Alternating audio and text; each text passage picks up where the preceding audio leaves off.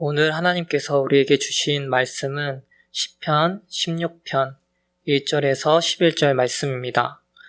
제 성경으로는 구약 812장에 있습니다. 시편 16편 1절에서 11절 말씀입니다.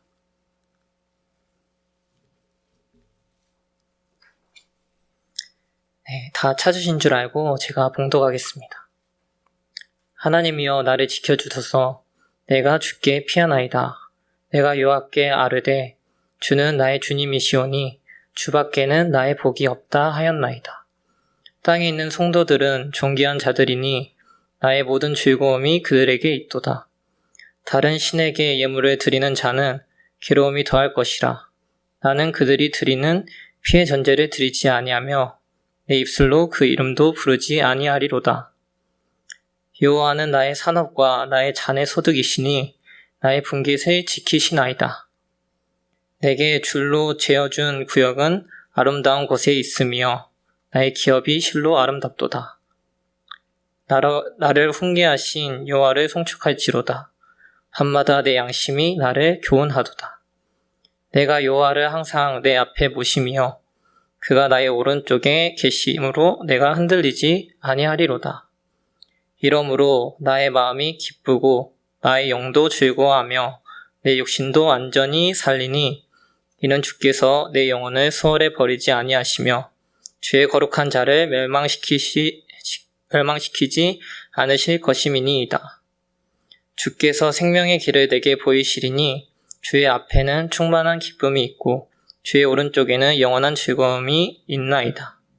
주님의 말씀입니다. 너무 아쉽고요. 또 소감을 들으면서 너무 또 감사가 됩니다.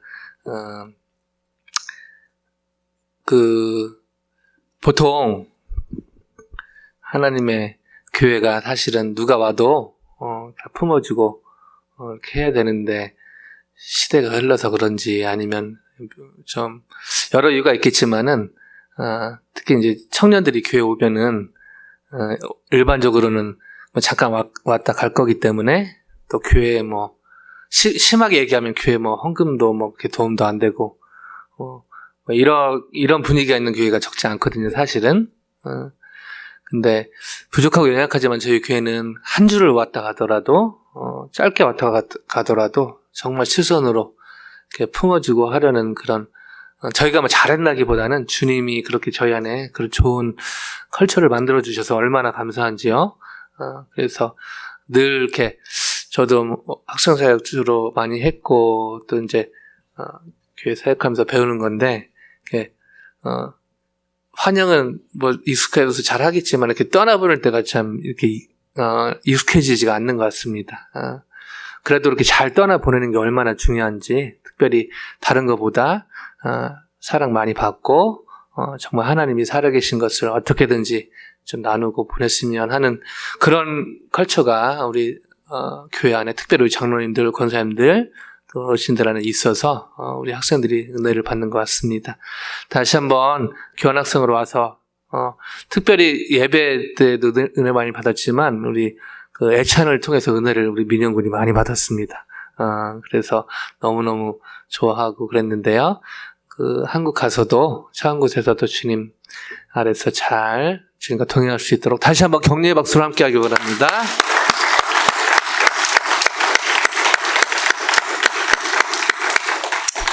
너무 훈훈하고 아름다운 그런 소감을 이렇게 나눠주셔서 고맙고요. 이런 아름다운 얘기만 나누면 얼마나 좋겠습니까마는 세상이 흘러가는 것은 또 그렇지 않은 것 같습니다. 지난주에 여러 가지 총기 사건 이렇게 얘기를 했는데요. 또 엊그제인가요? 텍사스에서 이제 하도 많아가지고 이게 뉴스거리가 너무 반복되니까 너무 익숙해져가지고 올해만 그 총기 난사 사건이라 하면은 4명 이상 사상자가 생겼을 때 난사 사건으로 하는데 공식적으로 집계된 것만 170개가 넘는다고 하는데요. 하루 날짜로 세보니까 하루에 한 건 이상 그런 일이 벌어졌다는 것이죠. 그래서 이게 이제 너무 그냥 뉴스의 메인 그냥 고정 코너처럼 그렇게 소식이 전해져서 너무 안타까운데요. 텍사스에 엊그제 한밤중에 어떤 그 남미 계통의 어른이 총기 사격 연습을 하고 있었는데 한밤중에 하니까 옆집에서 사격 연습 너무 시끄럽다고 아이들 자야 되는데 그 말을 했는데 그 얘기를 언쟁을 하다가 이 사람이 총을 갖고 와서 그 집에 한 10명 정도 있었는데 난사를 했는데요. 총격 사살 방법을 썼다고 합니다. 머리하고 가슴, 목 그냥 죽일 목적으로 쏜 것이죠. 그래서 5명이 죽게 되는 안타까운 일이 엊그제 있었습니다. 지난주에 나눴던 총기 사건도 다시 얘기하진 않겠지만요. 비슷한 일들이 사실은 자기가 감정이 상해서 그래갖고 기분이 핀트가 나갔을 때 그냥 막 이렇게 쏴버린 그런 일들이 많이 있는데요. 이 화가 났을 때 이 화를 분노 조절하지 못했을 때 일어나는 너무 안타까운 일들이죠. 사실은 성경에 보면 화를 무조건 참아라 이렇게 나와 있지는 않습니다. 화를 낼 땐 내야 되는, 특별히 하나님 나라 회복과 확장에 관련해서 거룩한 분노. 제가 수예배 때 사무엘상을 하고 있는데요. 그 사울의 모습 속에서 성령 하나님의 영이 크게 임했을 때 크게 이렇게 분노하는, 자기 어떤 이익이 뺏기어서 분노하는 게 아니라 하나님의 나라가, 하나님의 백성들이 힘든 시간을 보내는 그 부분에 대해서 성령께서 그런 의로운 거룩한 불만이라고 하는 것이죠. 이런 건 사실은 거룩한 불만은 저희가 가져야 되죠. 물론 거룩한 불만을 갖고 행동하는 건 또 기도하면서 조심하게 해야 되지만은 거룩한 분노는 필요한 겁니다. 그러나 제가 뉴스 나누면서 나누는 것은 그냥 진짜 화났을 때 저희 개인적으로 뭔가 침해당하고 뭔가 기분이 상하고 그냥 진짜 개인적인 그런 화가 났을 때 그 분노에 그냥 바로 반응하는, 이것은 사실 하나님이 원하시는 것은 아니라는 것이죠. 분노에, 하나님은 제가 분노에 끌려가는 것이 아니라 화가 나는 것 자체가 죄라고 볼 수는 없는데요. 그것에 대해서 어떻게 반응하는가, 이것은 좀 다른 얘기라는 것이죠. 어떻게 하면 제가 분노에 끌려가는 것이 아니라 이 분노를 조절하는, 하나님이 정말 원하시고 저에게 필요한 것이죠. 이 하나님 나라 말고요, 저의 왕국이라고 할까요? 제가 기분 나빴을 때 분노에 끌려가는 것이 아니라 분노를 조절하는 삶을 하나님이 원하신다고 볼 수 있는데요. 사실 이것만 해도 많은 싸움들이 사실은 가정에서, 교회에서, 세상은 둘째치고요, 많이 줄어들 수 있는 것인데 이게 참 쉽지 않다는 것입니다. 어떻게 하면 나의 왕국과 관련해서, 나의 감정과 관련해서 분노, 하나님 나라 말고요, 분노에 끌려가는 것이 아니라 분노를 조절하는 그런 삶을 살 수 있을까요? 이 배경을 가지고, 이 질문을 가지고 오늘 본문 안으로 들어가 보길 원하는데요. 시편 16편 같이 한번 보시겠습니다. 시편 16편 들어가기 전에 이 배경에 대해서 좀 알 필요가 있는데요. 시편 16편 여러분 성경 보시면은요, 다윗의 믹담, 믹담 of 데이빗 이렇게 나오는데요. 다윗의 믹담시라고 나와 있습니다. 믹담이라는 말은요, 금원, 주옥, 황금, 광석 이런 의미가 있습니다. 너무 주옥 같은, 너무너무 황금 같은 그런 의미가 있는 것이죠. 그래서 다윗의 믹담시는 황금 같은, 다윗의 황금 같은 시, 다윗의 주옥 같은 시라는 의미가 있습니다.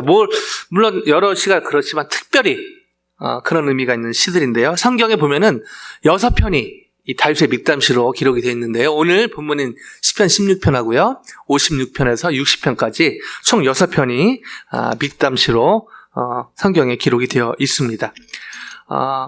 특이한 사실은요, 시편이 여러 권으로 되어 있는데 크게 한 권이 1편에서 41편인데요. 거기에는 비탄시가 많이 있습니다. 다윗의 비탄, 하나님 앞에서 너무너무 힘든 마음을 그냥 토로하는 그런 의미에서 사실은 이 비탄시를 보면요, 정말 성경에 이런 말을 해도 되나 싶을 정도로 막 욕 같은 것도 써있고 저주하는 말도 있는데, 이게 시편이 될 수 있었던, 성경이 될 수 있었던 근거는 하나님 앞에서 했기 때문에 그런 것이죠. 그래서 이 비탄시가 주로 1권에 있는데 흔치 않게 메시아 예언시 중에 하나가 바로 시편 16편입니다. 그리고요, 사탄과 어떤 인간의 죄성으로 오염된 그런 세상이 획책하는 그런 어떤 질고에도 불구하고 이 다윗의 어떤 하나님에 대한 뜨거운 그런 아름다운 마음이 잘 기록이 되어 있는 것이 그리고 여러 가지 긍정적인 또 확신에 찬 고백이 있는 것이 시편 16편입니다. 자, 다윗의 주옥 같은 황금 같은 우리 양수지 권사님도 또 저희 너무너무 귀한 시를 거의 매주 올려주고 계신데 시간 되시면 꼭 읽어보시면 좋겠는데요. 너무너무 귀한 시가 올라 있는데요. 이 다윗의 주옥 같은 황금 같은 시가 바로 이 16편에 기록이 되어 있습니다. 자, 이것들을 배경에 두고 염두에 두고 본문 안으로 들어가 보길 원하는데요. 자, 1절에 이렇게 나옵니다. 1절 같이 한번 읽어보실까요? 1절요. 시작. 하나님이여 나를 지켜 주소서. 내가 주께 피하나이다. 황금시, 주옥 같은 시인데요. 그 시작은 조금 이렇습니다. 하나님이여 나를 지켜주소서 내가 주께 피하나이다. 그러니까 뭐 진짜 좋은 분위기로 시작하는 것이 아니라 정확한 어떤 일이 있었는지는 오늘 본문에서 알기는 쉽지 않거든요. 다윗의 인생을 봤을 때 여러 위기들이 많이 있었죠. 그런 걸 생각해 보면은 정말 다윗이 너무너무 힘든 그런 시기를 지내고 있지 않았나. 특별히 하나님께 피하고 싶을 정도로 정말 위험하고 정말 위급한 상황에 있지 않았나 쉽게 합리적 상상력을 펼칠 수 있게 됩니다. 자, 이런 어려운 힘든 상황인데요. 저희의 어떤 상황도 좀 대입해 보면은 더 이 시가 저희 고백으로 와닿지 않을까 그런 생각을 해봅니다. 이런 상황에서 아이러니하게 다윗의 고백들은요 매우 긍정적으로 흘러갑니다. 자, 한번 3절 볼까요? 3절 같이 읽습니다. 시작. 땅에 있는 성도들은 존귀한 자들이니 나의 모든 즐거움이 그들에게 있도다. 땅에 있는 성도들은 존귀한 자니. 이 땅에 있는 성도들, 성도지만은 땅에 육신을 갖고 사는 그런 것들을 의미하는 것이죠. 그러나 성도, 하나님께 속한 신분의 사람들을 얘기를 합니다. 이 존귀한 자라고 고백을 하고 있는데요. 존귀한 자의 히브리어는 해만데 어떤 물질적으로 부유한 이런 의미가 아니라 이 영적으로 부유한 하나님께로부터 존귀와 영광을 받을 자라는 의미, 곧 성도를 의미하는 것이죠. 이 성도에 대해서도 구체적으로 실제적으로 표현한 것입니다. 그러면서 뒤에 나의 모든 즐거움이 그들에게 있도다라고 고백하고 있는데요. 이 땅에 사는 동안 존귀한 성도로서 살고 싶다. 이 땅에 육신을 입고 여러 가지 힘든 상황에 그런 시간선상을 지내지만 그러나 하나님에 속한 그런 성도로서 존귀한 자로 살고 싶다. 강렬한 소망을 이렇게 시로 표현하고 있는 것이죠. 그러면서 이와 반대로 사는 사람들에 대해서 이렇게 다윗은 표현합니다. 4절 대조적으로 이렇게 표현하는데요. 같이 읽어보실까요? 시작. 다른 신에게 예물을 드리는 자는 괴로움이 더할 것이라. 나는 그들이 드리는 피의 전제를 드리지 아니하며 내 입술로 그 이름도 부르지 아니하리라. 자, 다윗이 대조적으로 표현하고 있는데요. 여기에 저희가 좀 즈음인해서 보고 싶은 보아야 될 부분이 전제입니다. 전제. Liberation of blood 이렇게 나와 있는데요. 그 포도주 따위를 제물과 함께 부어서 드리는 제사를 의미하는데요. 하나님께 대한 어떤 헌신, 충성을 표할 때 드렸던 어떤 제사의 형태죠. 이것을 인용해서 우상 숭배하는 자들이 이렇게 피의 제사, 심지어는 인신, 사람을 드리는 제사까지 그렇게 드렸던 기록들이 많이 있거든요. 얘기하면서 다윗은 나는 절대로 우상 숭배하지 않겠다. 단호하게 하나님께 드리는 그 충성의 예배 표현을 쓰면서 절대로 우상에게 내가 그렇게 제사 드리지 않겠다. 예배하지 않겠다. 단호하게 자신의 그 마음을 단호하게 표현한 것이죠. 사실 이런 고백을 하는 것이 말처럼 쉽지는 않습니다. 특별히 다윗의 인생을 돌아보면요. 너무너무 힘든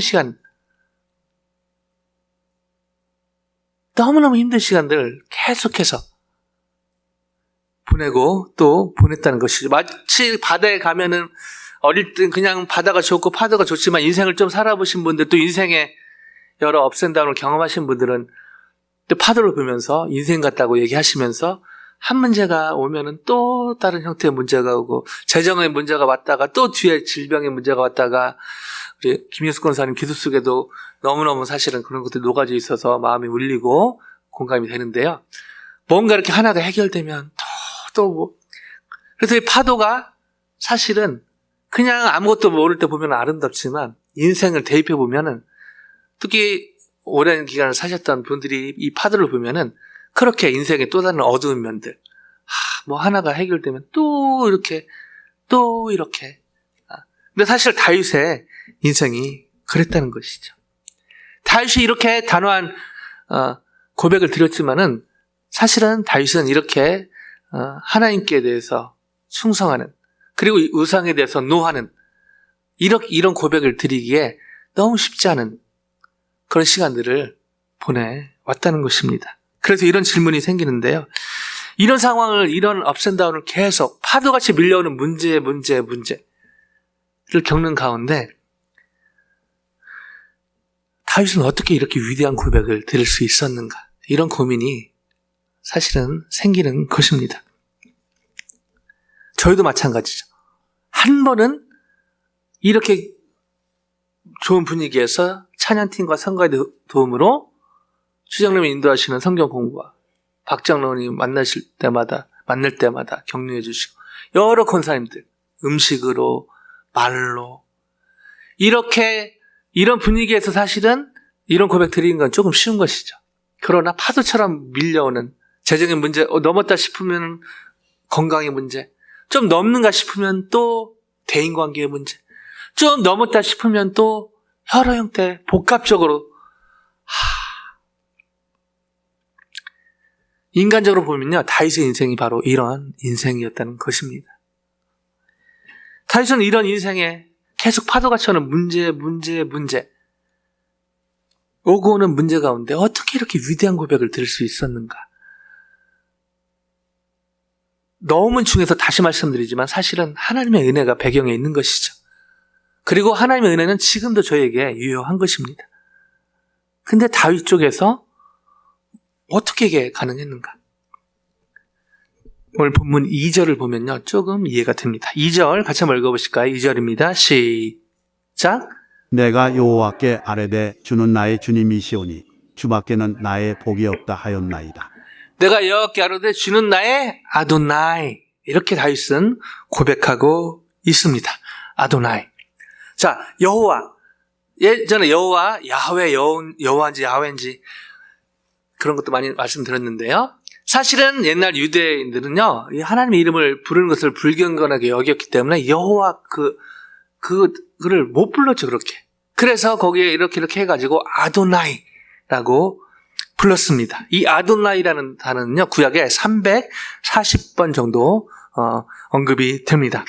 이 아도나이의 어근은 아돈이거든요, 아돈. 그러니까 아돈의 복수형이 아도나이죠. 그리고 좀 더 그 구체적인 의미를 들어가 보면 아도나이는요, 다스리다, 심판하다, 변호하다 라는 뜻의 동사에서 유래를 했는데요. 그래서 그 의미는 다스리는 자, 주인, 주님, 이런 의미가 있습니다. 그래서 아도나이가 그냥 쉽게 얘기하면 나의 주님으로 그렇게 번역이 되는 것이죠. 근데 그 깊은 뜻을 들어가면 나의 주인이라는 의미가 있는 것입니다.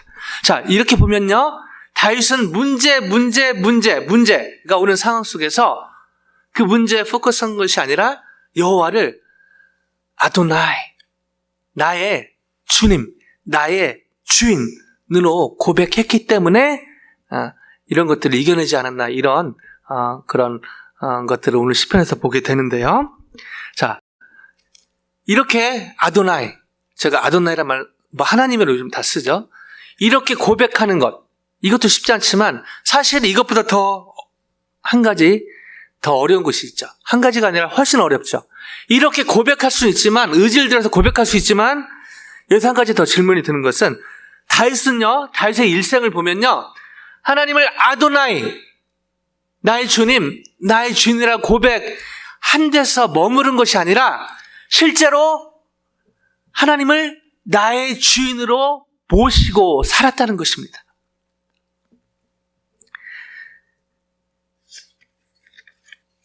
어떤 질문이 드는 것이죠? 어떻게 다윗은 문제가 오는 데서 하나님을 아도나이라고 고백할 수도 있죠, 저희가 입으로. 근데 입으로 고백하는 데서 그친 것이 아니라 실제적으로 삶의 현장에서 그렇게 하나님을 아도나이라고 입술로만, 요즘 말로 해볼까요? 입술의 고백에서 사실은 저 신앙이 여러 단계가 있지만 몸으로 표현하면요, 입술의 신앙이 있고요, 가슴의 신앙이 있고 손발의 신앙이 있는 것입니다. 무슨 차이가 있는 것이죠? 그냥 말로. 물론 뭐 다 거짓말하는 건 아니지만 어떻게 그래도 인정되지는 않지만 그렇게 살지 못하지만 입이라도. 근데 어떤 분들은 진짜 가슴에서 마음에서 우러나는 고백으로 그렇게 주님 나의 주인이십니다. 그리고 거기에 더 성숙해 가면은 그게 이제 삶으로. 저 같은 경우도 입으로 설교할 수 있고요, 마음을 담아 설교할 수 있고요, 진짜 도전은 제가 삶으로 설교하는 것이죠.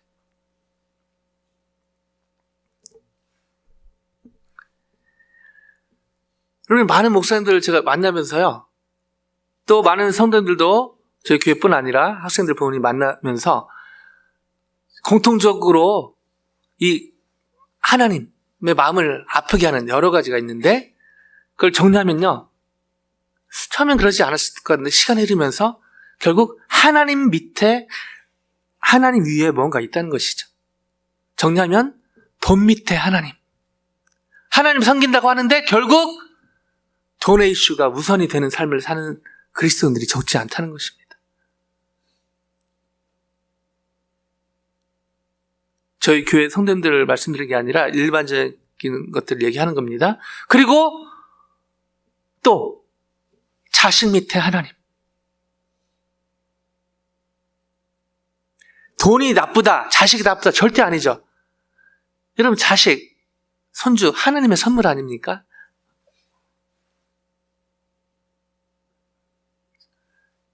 아이가 너무 이쁘지만 사실 자기 아이처럼 이쁜,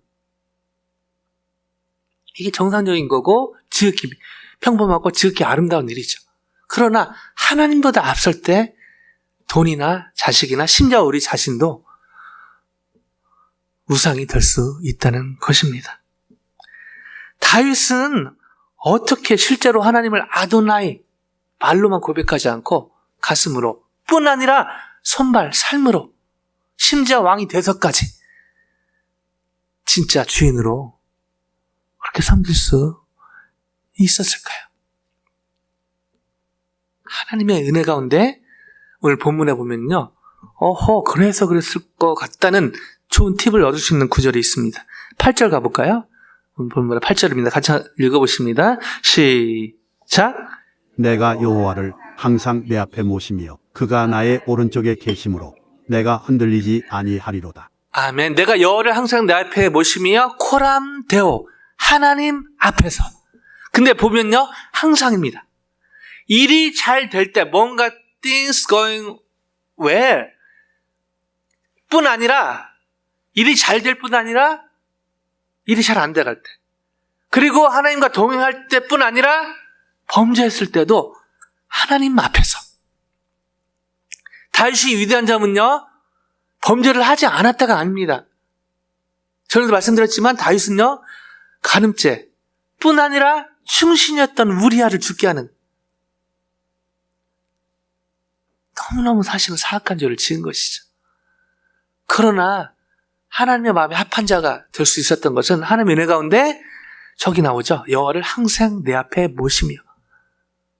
그래서 선지자가 지적했을 때 그것을, 왕이었지만 사실은 그렇게 충원하는 나단도 죽일 수 있었다는 것이죠. 그렇지 않습니까? 힘이 있으니까요. 뭔 소리에, 뭐라고 왕한테, 네가 지금 왕인 나한테 뭐라고, 그냥 죽일 수 있는 것입니다. 그러나 그 선지자의 말을 하나님의 음성으로 듣고 철저히 회개를 하죠. 놀라운 하나님의 은혜 가운데 겸손히 않을 수가 없습니다. 그리고 그 뒤에 보면 그가 나의 오른쪽에 계심으로, 자, 성경에서 오른손은요, 절대적 권세, 어떤 권능을 의미를 합니다. 즉 하나님이 오른쪽에 계시다, 하나님이 오른쪽에 계시다라는 의미는 다윗이요, 하나님께서 다윗의 절대적인 힘이 되셨다. 반대로 돌려볼까요? 다윗은 어떤 환경에도 하나님을 절대적으로 의지했다. 다른 말로 진짜 주인으로 그렇게 대했다는 반증이 오늘의 본문에 있는 것이죠. 즉 다윗은요, 하나님을 항상 코란데오, 하나님 앞에서, 다시 말씀드리지만 예배당에서, 예배 중에 하나님 앞에 서는 것은 어떤 면에서 쉽습니다. 저 같은 경우는 사실은 설교 준비하고 설교하러 올라갈 때 제가 하나님 앞에 서는 게 어떤 면에서 쉬운 것이죠. 설교를 전하는 게 익숙해지고 하면서 편하게 아무 생각 없이 전한다? 이거는 맨정신으로, 이건 말이 안 되는 것입니다. 하나님 말씀 전하는데요, 두렵고 떨림이 늘 있는 것이죠. 왜냐하면요, 하나님의 말씀이기 때문입니다. 그래서 하나님 앞에 서는 게 너무 어떤 면에서 되게 쉽거든요. 왜냐하면 하나님 앞에뿐 아니라 사람들 앞에 서지 않습니까? 근데 혼자 있을 때요, 하나님 앞에 서는 거는 정말 쉽지 않습니다. 뿐 아니라 하나님이 자신의 힘이 되는 것을 경험하면서, 하나님이 여기 보죠? 나의 오른쪽에 계심으로. 이게 무슨 말이죠? 하나님이 실제 나의 절대적인 힘이 되신다. 이건 경험하지 않고는 고백할 수 없는 고백인 것이죠. 그래서 아도나이라고 고백할 뿐 아니라 실제로 나의 주님, 나의 주인 모시게 된 그게 열매, 결과인데요. 그게 어떻게 가능했다고요? 바로 하나님 앞에서 항상 죄를 저지르지 않았다, 항상 주님과 동행했다, 항상 똑바로 살았다가 아닙니다. 주님과 동행할 뿐 아니라 범죄했을 때에도, 이게 키워드인 것이죠. 하나님 앞에. 여기서 저는 직전에 질문에 대한 답을 찾게 되는데요. 다윗은 어떻게 실제로 하나님을 아도나이라고 고백하는 데서 멈추지 않고, 입에서 멈추지 않고 가슴 마음으로 선발로 이어지는 성숙한 신앙, 진짜 아도나이, 나의 주인으로 모시고 살았는가? 한마디로 순전한 믿음이죠. 순전한 믿음이란 세상과 사람이 아닌 하나님을 항상 내 앞에 모시는 것입니다. 다시요. 순전한 믿음이란 세상과 사람이 아닌 하나님을 항상 내 앞에 모시는 것입니다. 이것은 서두의 질문에 대한 답도 되는데요. 어떻게 하면 나의 왕국과 관련된 분노에 끌려가는 삶이 아니라 분노를 조절하는 삶을 살 수 있을까요? 바로 세상과 사람이 아닌 하나님 앞에 항상 하나님을 항상 내 앞에 모시는 이 순전한 믿음이 작동될 때 이것이 가능한 것이죠. 화를 안 낸다? 화가 안 난다? 이거 사실은 정신병원에 가봐야 되는 것이죠. 화가 나는 자체가 이게 죄가 아닌 것이죠. 화가 날 수 있는 것이죠. 제가 기계가 아니기 때문에 그렇습니다. 이 순전한 믿음을 가졌던 다윗은요, 놀랍게도 하나님 나라의 주인의식을 갖게 됩니다.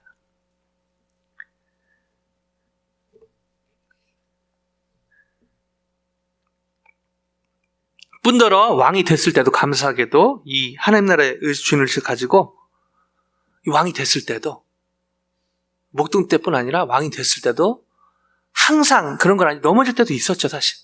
그러나 항상 get back, 하나님 앞에 자신을 돌아보면서 하나님 찬양할 땐 찬양하고 회개할 땐 철저히 회개하고, 이게 하나님 앞에 항상, 하나님을 항상 앞에 놓았던 코란데오의 삶을 실제로 살았기 때문에 가능한 것이죠. 안타까운 사실 중에 하나는요, 이 하나님 나라 일에 다윗처럼 주인의식을 갖는 것, 이 주인의식을, 하나님의 일을 나의 일처럼 여기는 분들이 안타깝게도 그리 많지 않다는 것입니다. 직분에 상관없이요.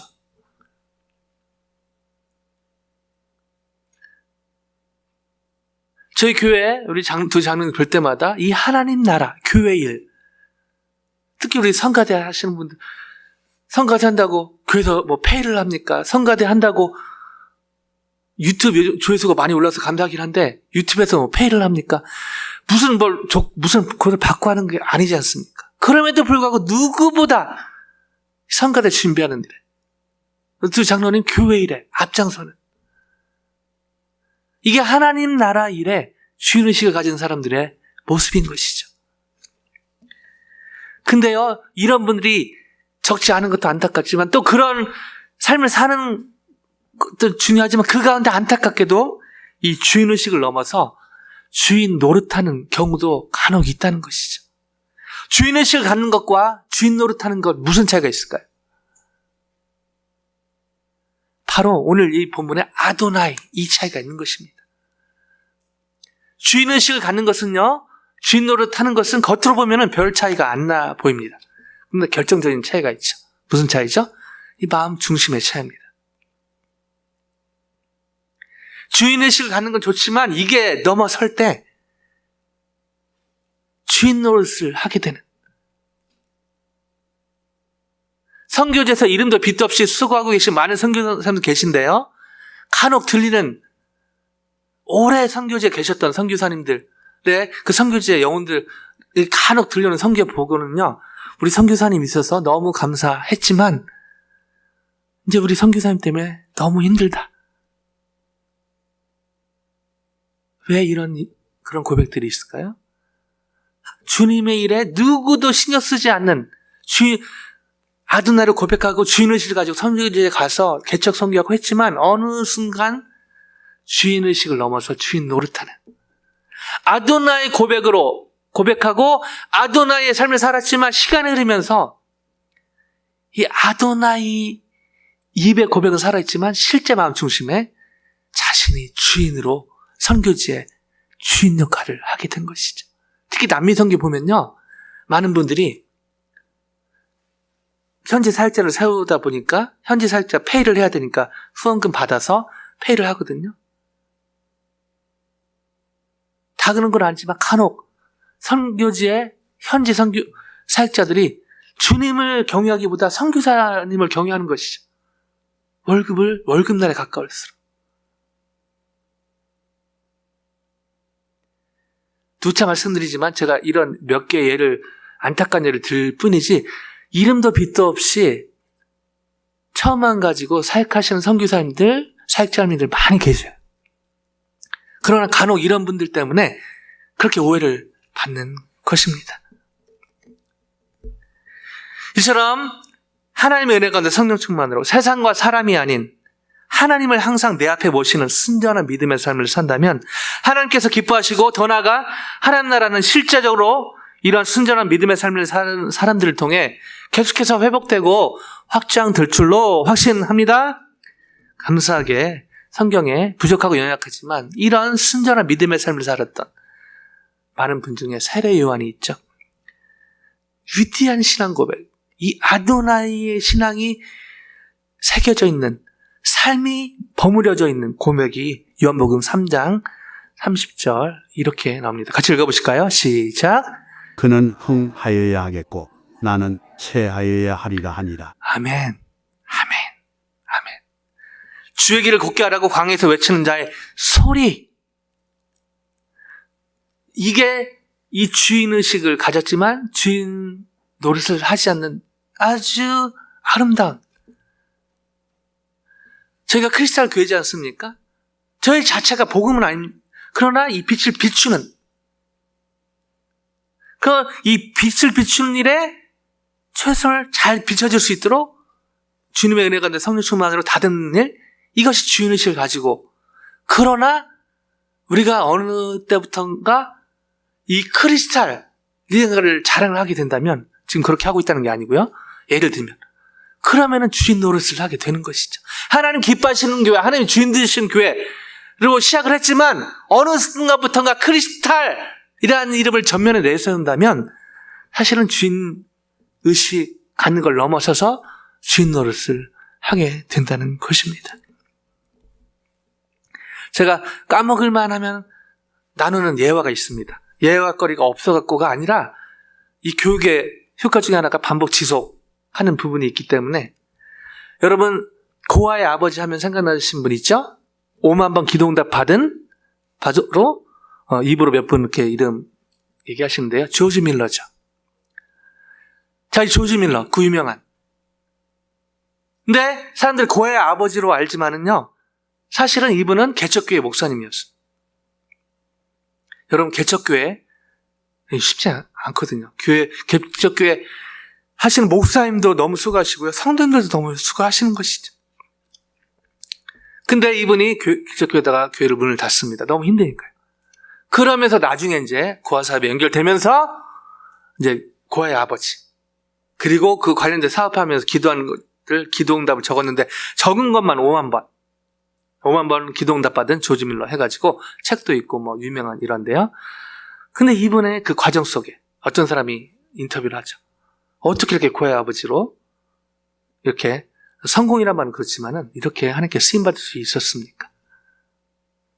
조지 밀러가 하나님이 하셨죠. 하나님의 은혜입니다. 근데 굳이 제 쪽에서 찾자면 하나님의 은혜 가운데 저에게 second conversion, 제2의 회심이 있었습니다. 뭐죠? first conversion, 제1의 회심은 예수님을 나의 구주로 믿는 것. 나의 구주, 나의 하나님을 받아들인 거고요. second conversion은 제2의 회심은 예수님을 나의 마스터, 나의 주인. 비슷하지만 큰 차이가 있습니다. 예수님을 영접하는 것, 나의 구주를 영접하는 것, 제 마음 안에 받아들인 거고요. 마스터, 나의 주인으로 모시는 것은 또 다른 얘기라는 것이죠. 그리고 단발성으로 어떤 고백되는 것이 아니라 지속적으로. 왜냐하면 예수님 안에 계시지만은 또 저희 마음 중심에 계셨다가 저희의 어떤 죄성으로 인해서 예수님을 또 다락방으로 밀어내거나 화장실로 밀어낼 수 있기 때문입니다. 말씀을 마무리하면서 제 삶을 돌아봤는데요. 지난주에 민족복음화 그리스도의 계절 찬양하면서 성도님들이 가끔 이상희 목사님 이제 그만 오시고 근데 사실은 제가 그 설교 노트도 뒤에 있는데 보시면은 여기에서 울어야겠다 이런 계획 짜지 않습니다. 그리고요, 평소에 사실은 눈물이 잘 안 나요.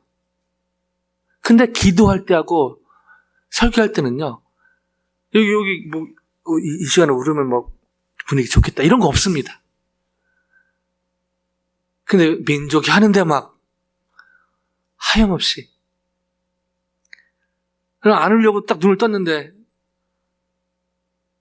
우리 이혜지 집사님께서 저보다 더 닭똥 같은 눈물을 흘리고 계셔갖고 저도 막 감동받아갖고 또 고개 숙이고 했는데 왜 이렇게 눈물을 흘렸는가 집에서 곱씹어 봤습니다. 전에는요 제가 이 찬양 하여튼 이 찬양하면 눈물 뭐 안 흘린 적이 없는데요. 제가 찬양하면서 주로 흘렸던 부분은 뒤에 청년들이 하면 저 캠퍼스 사역 하니까 청년들이 하면 그냥 눈물이 막 났는데요. 지난주 찬양하면서 여전히 그 부분에 여전히 감동이 있었지만 거기가 애드가 하나가 됐습니다. 모든 민족의 가슴마다 하면서 무슨 교회와 가정에도 하나님 나라가 임하가 해 주소 하는데요. 청년들뿐 아니라 그 부분에 제 마음이 감동되는 것을 보았습니다. 전에는 어떤 청년들, 대학생 선교. 지금은 대학생 선교를 그냥 안 하고 다른 거 그게 아니라 여전히 청년의 마음이 있지만 아마 제가 크리스탈교회 성도님들 뵈면서 섬기면서 주님께서 조금 넓혀주신 영역이 아닌가 싶습니다. 졸업 이후에 가정은, 교회는, 직장은 그러면서 이 순을 거쳐간 이 졸업생들이 막 생각이 나고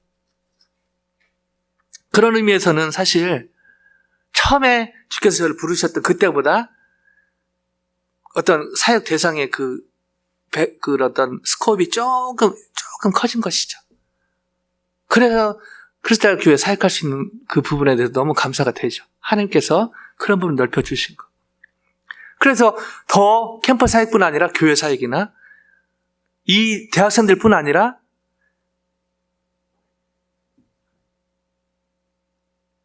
졸업 이후에 학생들 뿐 아니라 이제 직장인들 3, 40대, 더 나가서 이제 5, 60대, 70대.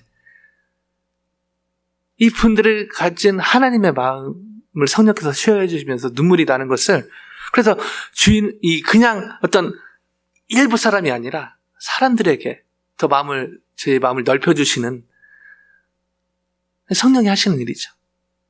이 주인의식 갖게 하신 하나님께 너무 이 말씀 주면서 감사가 됐습니다. 근데요, 제 안에요, 주인의식도 더 강해졌지만 주인 노릇하는 것도 발견하게 됐습니다. 전에는 그런 게 별로 없었거든요. 근데 어느 순간부터는 제 안에 조급함이 생긴 것이죠.